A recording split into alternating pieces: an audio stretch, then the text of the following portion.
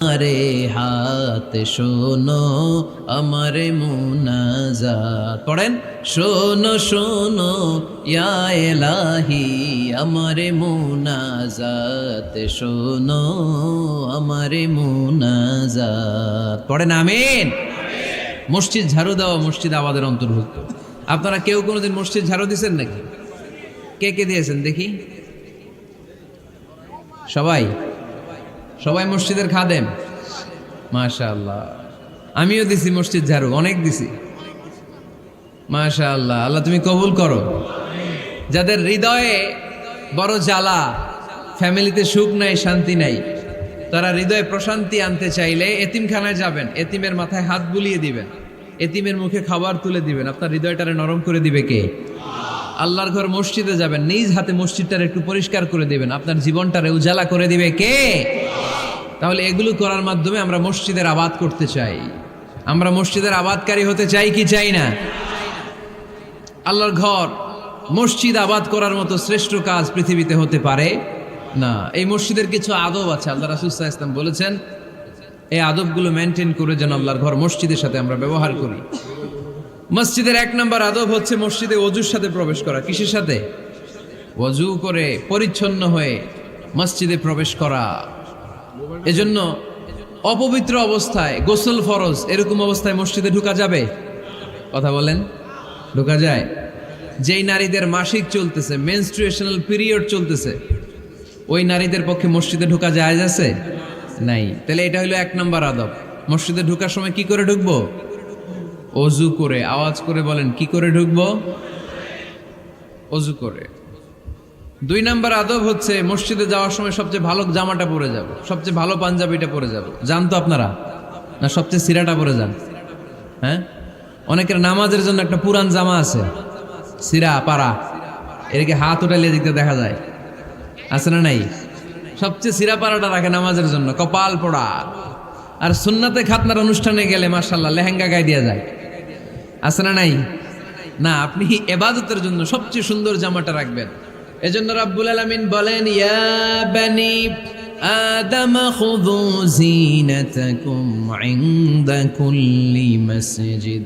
ও বনি আদম, তুমি যখন আল্লাহর ঘর মসজিদে ঢুকবা, ও বনি আদম, তুমি যখন নামাজের মুসল্লায় দাঁড়াবা, তোমার সবচাইতে দামি, সবচাইতে সুন্দর জামাটা গায়ে দিয়ে তুমি নামাজে দাঁড়াও।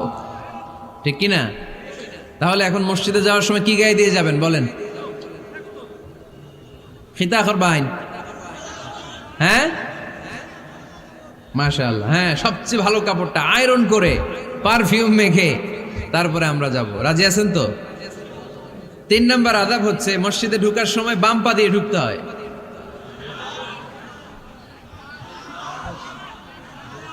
কোন পা? আরো জোরে। এদেরকে গুতা মারা লাগে, নাইলে আওয়াজ বাড়ে না। এরকম ভলিউম টাইট করতে হয়, ভলিউম হাই করলে আর পরে বাড়ে, এমনি বলতে চায় না। আর ঘটনা কি? হ্যাঁ, খায় নাই। বদরের যুদ্ধ হয়েছিল রমাদানে, কোনো সাহাবী খায় নাই, না খাইয়া একেবারে সাইজ করে দিছে কাফেরদেরকে। আমরা না খেলেও আমাদের হৃদয়ে ইমানি শক্তি আছে না নেই? এই তো বোঝা যাচ্ছে ইমানি শক্তি আছে। এতক্ষণ আছিল কই? তো মসজিদে ঢোকার সময় কোন পা দিয়ে? এগুলো মনে থাকে আমাদের? ভুলা যাই আমরা, খেয়াল থাকে না তো এগুলা। এত কিছু মনের মধ্যে রাখলে এগুলো মনে থাকবে কেমনে? মসজিদে ঢোকার সময় কোন পা? আরো জোরে। বেরোয়ার সময় কোন পা? মনে থাকবে? মসজিদে যখন ঢুকবেন ডান পা দিয়ে ঢুকবেন, আর দোয়া পড়বেন, আউযু বিল্লাহিল আযীম ওয়া বিওয়াজহিল কারীম ওয়া সুলতানিহিল কদীম মিনাশ শাইতানির রাজীম। বিষ্ণু সাল্লাল্লাহু আলাইহি ওয়াসাল্লাম বললেন, যে ব্যক্তি মসজিদে ঢোকার সময় এই দোয়াটা পড়বে, শয়তান আফসোস শুরু করে, সে বলে, হায় হায়, আজকের দিনের জন্য, সারা দিনের জন্য তো তুই আমার ওয়াসওয়াসা থেকে বেঁচে গেলি, আজকের সারা দিনের জন্য তোরে আমি হারালাম, আজকের সারাটা দিন আল্লাহর পক্ষ থেকে প্রোটেকশন নিয়ে তুই বেঁচে গেলি, আজকের জন্য যা, কালকে তোরে আমি ধরবো। এজন্য এই দোয়াটা পড়ার দরকার আছে না? আউযু বিল্লাহিল আযীম ওয়া বিওয়াজহিল কারীম ওয়া সুলতানিহিল কদীম মিনাশ শাইতানির রাজীম। 4টা বাক্যের দোয়া। মুখস্থ করতে কষ্ট হলে যে ইউটিউবে চলে যাবে আজকেই, ওখান থেকে শুনে আপনারা মুখস্থ করে নেবেন। এই দোয়াটা পড়বেন, তাহলে ওই দিনের জন্য শয়তানের ওয়াসওয়াসা, টেম্পটেশন, প্রভোকেশন থেকে আপনি আল্লাহ তাআলার প্রোটেকশনে চলে গেলেন। সুবহানাল্লাহ পড়েন। তারপর আল্লাহর হাবিব বললেন, ঢুকার আগে আমারে সালাম দাও। পড়বেন, আসসালামু আলাইকা আইয়ুহান নাবিয়্যু ওয়া রাহমাতুল্লাহি ওয়া বারাকাত। এই দুইটা জিনিস যখন করে ফেললেন, তখন ডান পা দিয়ে পড়বেন, আল্লাহুম্মা আফতাহ লি আবওয়াবা রাহমাতিক। সুবহানাল্লাহ পড়েন। আল্লাহুম্মা আফতাহ লি, ও আল্লাহ আমার জন্য তুমি খুলে দাও আবওয়াবা রাহমাতিক, তোমার রহমতের দরজা। তার মানে মসজিদে ঢুকলে রহমত পাওয়া যায় কি যায় না? মসজিদে ঢুকলে পাওয়া যায় রহমত, মসজিদের বাইরে রহমতের কথা আল্লাহ বলে নাই। মসজিদের ভিতরে রহমত। কোথায় রহমত? কোথায়? মসজিদের ভিতরে রহমত আছে না? তার প্রমাণ, মসজিদে ঢুকলেই শান্তি লাগে কেমন জানি, আর ঘুমে ধরে। মসজিদে ঘুমাইছেন কারা কারা দেখি? সবাই ঘুমাইছেন? আরে আমি কত ঘুমাইছি। জুমার নামাজের সময় যে কি ঘুম আসে, আসে আসে কমন পড়ছে, একেবারে কমন পড়ে গেছে। ঘুম আসে কারণ রহমত, রহমতের ঝিরি ঝিরি বাড়ি ধারা আল্লাহ তাআলা আরশের উপর থেকে নাজিল করতে থাকে। আর এই রহমতের কারণে হৃদয়টা প্রশান্ত হয়ে যায়, অনেকের ঘুমও চলে আসে, ঠিক কি না? এজন্য আল্লাহুম্মা আফতাহ লি আবওয়াবা রাহমাতিক, ও আল্লাহ তোমার রহমতের দরজাগুলো আমার জন্য খুলে দাও। এই দোয়া পড়লে রহমতের দরজা খুলে দেয় কে? আবার মসজিদ থেকে যখন বের হবেন তখন কোন পা দিয়ে? জোরে বলেন। বাম পা দিয়ে কি পড়বেন? আল্লাহুম্মা ইন্নী আসআলুকা মিন ফাদলিক, ও আল্লাহ তোমার কাছে আমি তোমার পক্ষ থেকে ফদল চাই, মানে রিজিক চাই। রিজিক দেওয়ার মালিক কে? তার মানে খুব সোজা সাপটা কথা হচ্ছে, মসজিদের ভিতরে পাওয়া যায় রহমত, আর বাইরে পাওয়া যায় ফদল বা রিজিক। বাইরে পাওয়া যায় কি? রিজিক। মসজিদের ভিতরে রিজিক আছে। তার মানে সারাদিন মসজিদে বসে থাকলে রিজিক মিলবে? নামাজের সময় নামাজ পড়তে হবে, কাজের সময় কাজ করতে হবে। এটাই হচ্ছে ইসলামের বিধান। নামাজের সময় নামাজ, কাজের সময়। আমি প্রশ্ন করবো, আওয়াজ করে উত্তর দেন। নামাজের সময়, কাজের সময়, নামাজের সময়, কাজের সময়। এটা মনে থাকবে। এজন্য আল্লাহ বললেন, ফাইদা কুদিয়াতিস সালাতু ফান্তাশিরু ফিল আরদি ওয়াবতাগু মিন ফাদলিল্লাহ। যখন তোমাদের সালাত শেষ হয়ে যায়, আল্লাহর রিজিক অন্বেষণের জন্য আল্লাহর জমিনে তোমরা ছড়িয়ে যাও। নামাজের সময় আসবেন, নামাজ শেষ বের হয়ে যান। ফান্তাশিরু ফিল আরদ, জমিনে ছড়িয়ে পড়ো। নামাজ শেষ, চেয়ারম্যান সাহেব চলে যাবে ইউনিয়ন পরিষদের ভেতরে, ছাত্ররা চলে যাবে হাই স্কুলে, মেম্বার অব দ্য পার্লামেন্ট চলে যাবে সংসদে, সেনাবাহিনীর লোকেরা চলে যাবে ক্যান্টনমেন্টে, ব্যবসায়ীরা চলে যাবে তাদের বাজারে, সিএনজি ওয়ালারা সিএনজি নিয়ে ব্যবসা শুরু করবে, রাস্তায় নেমে যাবে, চিল্লায় বলেন ঠিক কিনা? এটাই ইসলামের বিধান। নামাজের সময় নামাজ, কাজের সময়। আচ্ছা, তাহলে প্রথম সুন্নাত পেলাম, পবিত্র হয়ে ঢুকবো, ভালো জামা পরে ঢুকবো 2 নাম্বার। 3 নাম্বার, ঢোকার সময় কোন পা? বের হওয়ার সময়। 4 নাম্বার, মসজিদে ঢুকেই 2 রাকাত। মসজিদে ঢুকে কয় রাকাত পড়েন আপনারা? তাহিয়াতুল মসজিদ, মসজিদে আপনি ওয়েলকাম জানাবেন, ঢুকেই 2 রাকাত পড়বেন, ওযু করলেই 2 রাকাত। আল্লাহর হাবিব সাল্লাল্লাহু আলাইহি ওয়াসাল্লাম মসজিদে নববীতে জুমার খুতবা দিচ্ছেন। খুতবা চলাকালীন সময়ে এক সাহাবী এসে মসজিদের মধ্যে বসে পড়লেন। আল্লাহর হাবিব সাল্লাল্লাহু আলাইহি ওয়াসাল্লাম সাহাবীরে বললেন, দাঁড়াও। সাহাবী দাঁড়ালেন।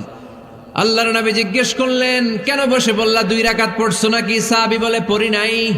বিশ্বনবী বললেন, তাহলে তাড়াতাড়ি 2 রাকাত নামাজ পড়ে বসে যাও। সুবহানাল্লাহ পড়ে। 2 রাকাত পড়ো নাই তো পড়ো, দাঁড়াও, তারপরে বসো। দেখেন, খুতবা চলাকালীন সময়ে আমাদের খতিবরা কখনো খুতবা থামায়? কথা বুঝেন নাই? জুমার খুতবা আপনারা শুনেন না? খুতবা চলতেছে, ওই মুহূর্তে ইমাম সাহেবরা কখনো খুতবা থামায়? মাঝখানে কোনো ঝামেলা হলে থামায় না। প্রথম খুতবা শেষ, বসে, তারপরে দ্বিতীয় খুতবা। খুতবার মাঝখানে কোনো থামাথামি নাই। কিন্তু আল্লাহর হাবিব সাল্লাল্লাহু আলাইহি সাল্লাম কেমন খতিব ছিলেন দেখেন। আল্লাহর হাবিব সাল্লাল্লাহু আলাইহি সাল্লামের খুতবা দেওয়ার স্টাইল এন্ড অ্যাটিটিউড এবং আমাদের খুতবা দেওয়ার স্টাইল এন্ড অ্যাটিটিউড, আল্লাহ রাসূল সাল্লাল্লাহু আলাইহি সাল্লামেরটা কত প্রাণবন্ত ছিল। আল্লাহ রাসূল সাল্লাল্লাহু আলাইহি সাল্লাম সোসাইটি ওরিয়েন্টেড একজন পার্সোনালিটি ছিলেন, সমাজের মানুষ কেন্দ্রিক, খুব সামাজিক ছিলেন আল্লাহ রাসূল সাল্লাল্লাহু আলাইহি সাল্লাম। তিনি দেখলেন একজন বসে পড়ছে, উনি খুতবা থামায় দিলেন। জুমার খুতবা থামায় বললেন, এই নামাজ পড়ছো না, পড়ো 2 রাকাত পড়ো। আবার খুতবা শুরু করলেন। সুবহানাল্লাহ পড়বেন না? একবার তিনি খুতবা দিচ্ছেন, দেখলেন আল্লাহ রাসূল সাল্লাল্লাহু আলাইহি ওয়াসাল্লামের 2 জন নাতি হাসান আর হুসাইন রাদিয়াল্লাহু তাআলা আনহুমা, ছোট্ট মানুষ, কাতারের ভিতরে ঢুকে কোন সাহাবী টুপি টান দেয়, কারো পাগড়ি ধরে টান দেয়, একজন এদিকে দৌড় দেয়, আরেকজন ওদিকে দৌড় দেয়। মসজিদে একটা ডিস্টার্ব হচ্ছে। আল্লাহর হাবিব সাল্লাল্লাহু আলাইহি ওয়াসাল্লাম খুতবা থামিয়ে দিলেন, মিম্বার থেকে নেমে আসলেন, 2 নাতিকে 2 হাতে ধরলেন, ধরে আস্তে করে জান্নাতের এই 2 সর্দারকে নিয়ে মিম্বারের উপরে দাঁড়ালেন। এই হাতে এই নাতি, ওই হাতে আরেক নাতি। এরপর দাঁড়িয়ে দাঁড়িয়ে তিনি বাকি খুতবা দিলেন। পড়েন সুবহানাল্লাহ। কত প্রাণবন্ত খুতবা। উনিও খুতবা দিতেন, আমরাও খুতবা দেই। আল্লাহর হাবিব সাল্লাল্লাহু আলাইহি ওয়াসাল্লাম খুতবা দিচ্ছেন, এক সাহাবী এসে বলল, ইয়া রাসূলুল্লাহ, মদিনায় দুর্ভিক্ষ, বৃষ্টি নাই, আপনি বৃষ্টির দোয়া করেন। রাসূল সাল্লাল্লাহু আলাইহি ওয়াসাল্লাম খুতবা থামায় দিলেন, থামায় দিয়ে দোয়া শুরু করলেন, আল্লাহুম্মা আসকিনা গাইসান মুগীসান মারিআন মুরিআন নাফিআন গায়রা দার আজিলান গায়রা আজিল। আল্লাহ উপকারে বৃষ্টি দেন, যে বৃষ্টিতে আমাদের ফসল জন্মাবে, সবুজ ঘাস লতা পাতা জন্মাবে, আমাদের গবাদি পশুর রিজিক বাড়বে, এরকম উপকারী বৃষ্টি আমাদেরকে দিয়ে মদিনাটারে ধন্য করে দেন।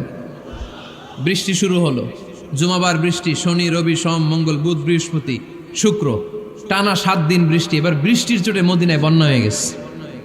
এতদিনে দুর্ভিক্ষ, এতদিনে কি? এখন বৃষ্টির বরকতের দোয়া করছে, বৃষ্টিতে এবার বন্যা। যেই সাহাবী বৃষ্টির জন্য দোয়া করতে বলেছিলেন, পরের জুমাবারের খুতবার সময় এসে ওই সাহাবী বলেন, ইয়া রাসূলুল্লাহ, আবার খুতবার মাঝখানে, ইয়া রাসূলুল্লাহ, আর বৃষ্টির দরকার নাই, আর দরকার নেই, এবার বৃষ্টি বন্ধের দোয়া করেন। আল্লাহর হাবিব সাল্লাল্লাহু আলাইহি ওয়াসাল্লাম খুতবা থামিয়ে আবার বন্ধের দোয়া, আল্লাহুম্মা হাওয়ালাইনা ওয়ালা আলাইনা, হে আল্লাহ আমাদের চারিদিকে দেন, মদিনাতে আর বৃষ্টির দরকার নাই। চিল্লায় পড়েন সুবহানাল্লাহ। এজন্য খতিব হবে এরকম প্রাণবন্ত খতিব। সমাজে কি চলে, কি ক্রাইসিস, কি সংকট, ইয়াংরা কোন সমস্যায় ভোগে, আমাদের রাজনৈতিক অঙ্গনে কি সমস্যা, আমাদের অর্থনৈতিক অঙ্গনে কি সমস্যা, আমাদের সামাজিক অঙ্গনে কি সমস্যা, আমাদের পরিবারগুলোর ভেতরে কি ঝামেলা, প্রত্যেকটা কথা মসজিদের মিম্বার থেকে আসার দরকার আছে না নাই? আল্লাহর হাবিব সাল্লাল্লাহু আলাইহি ওয়াসাল্লাম এভাবেই সমাজকে ঠিক করে দিতেন। 2 রাকাত মসজিদে ঢুকে আজকে থেকে আমরা পড়ব। মসজিদে ঢুকলেই কয় রাকাত মনে থাকবে না ভুলে যাবেন? তারপরে আল্লাহর হাবিব সাল্লাল্লাহু আলাইহি ওয়াসাল্লাম বলেছেন, খবরদার কবরের উপর মসজিদ বানিও না। কবরস্থান একদিকে, মসজিদ আর একদিকে। কিন্তু বাংলাদেশে মসজিদের সাথে কবর মিলানো আছে না নাই? ছোট্ট একটা মসজিদ, কিন্তু এত বড় বাবার কবর আছে না নাই? এগুলো করবেন না আপনি। আগে হবে মসজিদ, পরে কবরস্থান। যেমন মসজিদে নববী হয়েছে আগে, তারপরে বিশ্বনবীর কবর এখানে আছে না নাই? মসজিদে নববী প্রতিষ্ঠিত হয়েছে আগে, পরে বাকি কবরস্থান আছে না নাই? কিন্তু কোন আল্লাহর ওলির কবরস্থানের উপরে যদি মসজিদ বানান, তার উপর লানাত দিয়েছে কে? লাআনা রাসূলুল্লাহ আলাল ইয়াহুদ ওয়ান নাসারা ইত্তাখাযু কুবুর আমবিয়াইহিম মাসাজিদা। আল্লাহর রাসূলের লানত ইহুদি নাসারাদের উপর, কারণ ইহুদি আর নাসারাদের একটা খাসলাত, একটা বৈশিষ্ট্য ছিল, তারা তাদের নবীদের কবরের উপরে মসজিদ বানায় ফেলতো। এটা করা যাবে? এজন্য এলাকায় এলাকায় এই ঝামেলা, কবর আর মসজিদ হবে আলাদা। আবার মসজিদের কেবলার দিকে যেন কবরস্থান না হয়, তাহলে শিরক হওয়ার সম্ভাবনা আছে না নাই? খুব সাবধান। আল্লাহ সব মাফ করে, কিন্তু শিরক মাফ করে না, ঠিক কি না? শিরক হচ্ছে মহাপাপ, সব পাপের বাপ। এজন্য আমরা সব করলেও শিরকের গুনাহ মুসলমান কখনো করতে পারে। এরপর আল্লাহর হাবিব বললেন, মসজিদকে পরিষ্কার পরিচ্ছন্ন রাখো, এটাও মসজিদের আদাব। মসজিদে আতর লাগিয়ে দেন, বাখুর জ্বালিয়ে দেন। আপনাদের এই এলাকার মধ্যে তো বাখুরের অভাব নাই, আগরের অভাব নাই, ঠিক কিনা? গতকাল প্রোগ্রাম ছিল কই? সুজানগর, আগরের রাজধানী। আগর চিনেননি আপনারা? হ্যাঁ, এই যে দেহনেল উদ পারফিউম, আপনাদের এই যে মাহাতাব সাহেবের আল হারামাইন, এরপরে যে আজমল কোম্পানি, এও আপনাদের এই মৌলভীবাজার এলাকার। এরকম অনেক কোম্পানি আছে দুবাই ভিত্তিক, গোটা বিশ্বে ওনারা ব্র্যান্ডিং করেছে। এগুলোর র ম্যাটেরিয়াল, কাঁচামাল যায় হচ্ছে আপনাদের মৌলভীবাজার থেকে। সম্মানিত ভাইয়েরা, মসজিদ পরিষ্কার পরিচ্ছন্ন রাখবেন, এই বাখুর জ্বালাবেন, দেহনেল উদ, এই পারফিউমগুলো ছড়িয়ে দিবেন। মসজিদের মধ্যে অনেক মসজিদে দুর্গন্ধ আছে না নাই? এই কার্পেটের মধ্যে ময়লা, পরিষ্কার করেন। আল্লাহর হাবিব সাল্লাল্লাহু আলাইহি ওয়াসাল্লাম বলেছেন, খবরদার। আম্মা জান আয়েশা বর্ণনা করেন, আমার রাসূলুল্লাহ সাল্লাল্লাহু আলাইহি ওয়াসাল্লাম বিবিনাইল মসজিদ ফি দুয়ার ওয়া আন তুতাইয়াবা ওয়া তুনাযাফ। আমরা যেন এলাকা এলাকায় মসজিদ বানাই, মসজিদগুলোকে যেন পারফিউম দিয়ে, আতর দিয়ে সুগন্ধময় করে দেয়, বিশ্বনবী আদেশ করেছেন। সুবহানাল্লাহ পড়েন। এজন্য কোনো অপরিচ্ছন্ন মসজিদ থাকতে পারবে না, মসজিদের পাশ দিয়ে গেলে আতরের ঘ্রাণে আমোদ হয়ে লোকজন যেন বুঝতে পারে এটা আল্লাহর ঘর, মসজিদ। চিল্লায় বলেন ঠিক কিনা? এরপর আল্লাহর হাবিব সাল্লাল্লাহু আলাইহি ওয়াসাল্লাম বলেছেন, মসজিদের আরেকটা আদব হলো মসজিদকে অতিমাত্রায় ডিজাইন না করা। বেশি ডিজাইন করা যাবে না। এমন ডিজাইন করা যাবে না যে এটা মসজিদ বোঝাই যায় না। এত লাইটিং ফাইটিং করে, এটা কি মসজিদ না কমিউনিটি সেন্টার বোঝাই যায় না। আছে না? নাই আছে। এরকম যেন আমরা না করি সম্মানিত ভাইয়েরা। বিশেষ করে মসজিদের সামনের দেয়ালে। কোন দেয়ালে? সামনের দেয়ালটা কেবলার দিকে যেই দেয়াল, এই দেয়ালটা হতে হবে ফ্রেশ, যাতে করে মানুষের দৃষ্টি আকর্ষণ না করে। প্রায় মসজিদের দেয়ালের মাঝখানে দেখবেন আপনি ক্যালেন্ডার ঝুলায় রাখে। আছে না নাই? মৌলভীবাজার কি অবস্থা?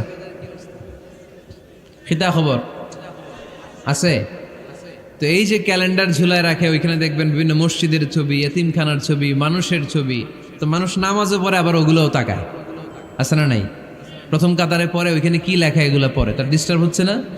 এই মুসল্লির দৃষ্টি যাতে অন্যদিকে না যায়, এটা খেয়াল রাখতে হবে। যদি পারা যায় মসজিদের সামনে কোনো ঘড়ি টড়ি চলবে না। ঘড়ি মসজিদের পেছনের দেয়ালে, সময়সূচি পেছনের দেয়ালে, সব পেছনে। সময় কয়টা বাজে ওটা ইমাম দেখলেই চলবে, ইমাম এভাবে দেখে নিবে, আপনারাও দেখে নিবেন। কিন্তু সামনের দেয়ালটা যত সিম্পল করা যায়। আল্লাহর হাবিব সাল্লাল্লাহু আলাইহি ওয়াসাল্লাম নামাজ পড়া অবস্থায় সামনে এমন কিছু রাখতেন না যেটার দ্বারা আল্লাহর হাবিব সাল্লাল্লাহু আলাইহি ওয়াসাল্লামের সালাতে মনোযোগ অন্যদিকে চলে যায়। আমরা যখন সালাত পড়ি, যদি অন্যদিকে তাকাই, ফেরেশতার মাধ্যমে আল্লাহ একটা ডাক দেয়, বলে আকবিল, এই বান্দা ফিরে আয়, তোর নজর থাকা দরকার সেজদার জায়গায়, ফিরে আয়। আপনি আবার যখন অন্যদিকে তাকান, আল্লাহ বলে ফিরে আয়, সেজদার দিকে তাকা। আপনি আবার যখন ঘড়ির দিকে তাকান, আল্লাহ বলে আকবিল, ফিরে আয়, সেজদার দিকে তাকা। আপনি যখন আবার অন্যদিকে তাকান, তখন আল্লাহ বলে লা হাজাতা লি ইলা সালাতিক, তোর এই নামাজের দরকার আমার নাই। নাউজুবিল্লাহ পড়বেন না? তোর এই নামাজের দরকার আমার নাই। অজু করে কষ্ট করে যাকে খুশি করার জন্য আপনি সালাতে দাঁড়ালেন, উনি যদি বলে এই নামাজের দরকার নেই, তা কার জন্য নামাজ পড়লেন আপনি? কথা কি বুঝতে পেরেছেন? এই জন্য এলাকার গণ্যমান্য ব্যক্তিবর্গ আছে, আমাদের চেয়ারম্যান সাহেব আছে, আরো অন্যান্য বিজনেস ম্যাগনেটরা আছে। আপনারা মসজিদ যখন নির্মাণ করবেন, সামনের দেয়ালটা যত সাদামাটা হতে পারে ততই ভালো। এমনকি জায়নামাজের মধ্যে এখন কাবা ঘরের ছবি আছে না নাই? আছে না? কি মুসলমান আমরা! নিজের কাবারে নিজে লাথি মারি নামাজের আগে, মনের অজান্তে নিজের কাবাকে নিজে লাথি মারছি। এরকম জায়নামাজ ব্যবহার করা নিষেধ। চিল্লায় বলেন ঠিক কিনা? সাদা ফ্রেশ জায়নামাজ বাজারজাত করেন। আপনাদের সিদ্ধান্তই ওনাদের ব্যবসা বয়কট হয়ে যাবে। আপনারা যদি এখন থেকে মসজিদের মিনারা আর কাবা ঘরের যে প্রতিকৃতি বা ছবি, এরকম ছবি সম্বলিত জায়নামাজ কিনা বন্ধ করে দেন, এদের মার্কেট থাকবে? কথা বলেন। কালকে থেকে আমরা জায়নামাজ কেনার সময় ফ্রেশ জায়নামাজ কিনবো। কোনো মসজিদ, কোনো মিনার, আমাদের কাবা ঘরের ছবি সম্বলিত কোনো জায়নামাজ কিনা যাবে? আওয়াজ করে বলেন, যাবে? যাবে না। এগুলো হচ্ছে মসজিদের আদাব। এগুলো রক্ষা করে মসজিদে ঢোকার দরকার আছে না নাই? পৃথিবীতে 3টা মসজিদ সবচাইতে শ্রেষ্ঠ মসজিদ। কয়টা? আওয়াজ করে বলেন না। 1 নাম্বার মসজিদুল হারাম, ফাওয়াল্লু উজুহাকুম শাতরা। যেখানেই তোমরা নামাজ পড়ো না কেন, মসজিদের হারামের দিকে হয়ে নামাজ পড়ো। কেবলা কোন দিকে আজকে? এদিকে, এইদিকে কেবলা। আমি যদি এদিকে হয়ে পড়ি, নামাজ হবে না? হবে না কেন? কারণ কেবলামুখী হয়ে নামাজ পড়া ফরজ। চিল্লায় বলেন ঠিক কিনা? মসজিদুল হারাম পৃথিবীর প্রথম মসজিদ। ওখানে একটা ঘর আছে, ঘরটার নাম হলো কাবা। ইন্না আউওয়ালা বাইতিন উদিআ লিন-নাসি লাল্লাযী বিবাক্কাতা মুবারাকা। এই পৃথিবীর প্রথম ঘর, যেই ঘরটা স্থাপিত হয়েছে বাক্কা শহরে। বাক্কা মক্কার আগের নাম, এখন শহরের নাম মক্কা। আগে নাম ছিল কি? সবাই বলেন, কি নাম ছিল?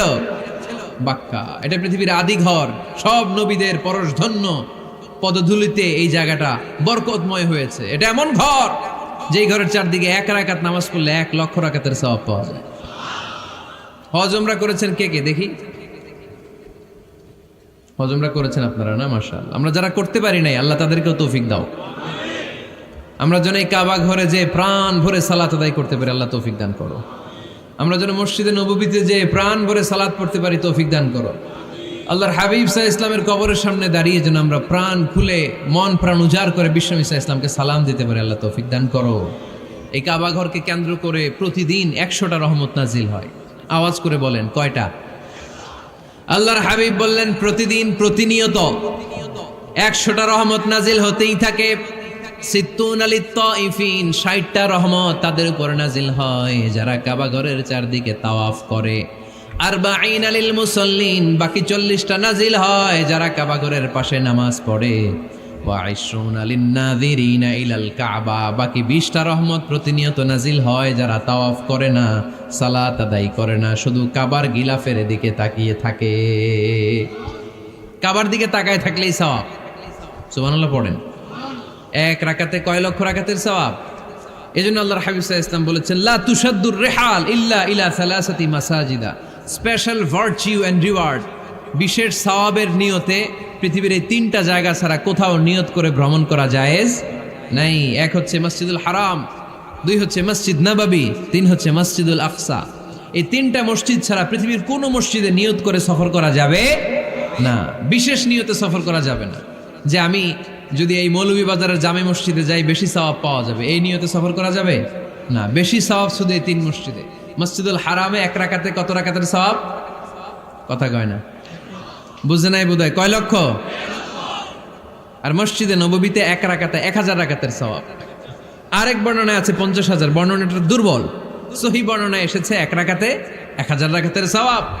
মসজিদুল আকসায় সালাত পড়লে 1 রাকাতে, এক বর্ণনায় এসেছে 250 রাকাতের সওয়াব, আরেক বর্ণনায় এসেছে 500 রাকাতের সওয়াব।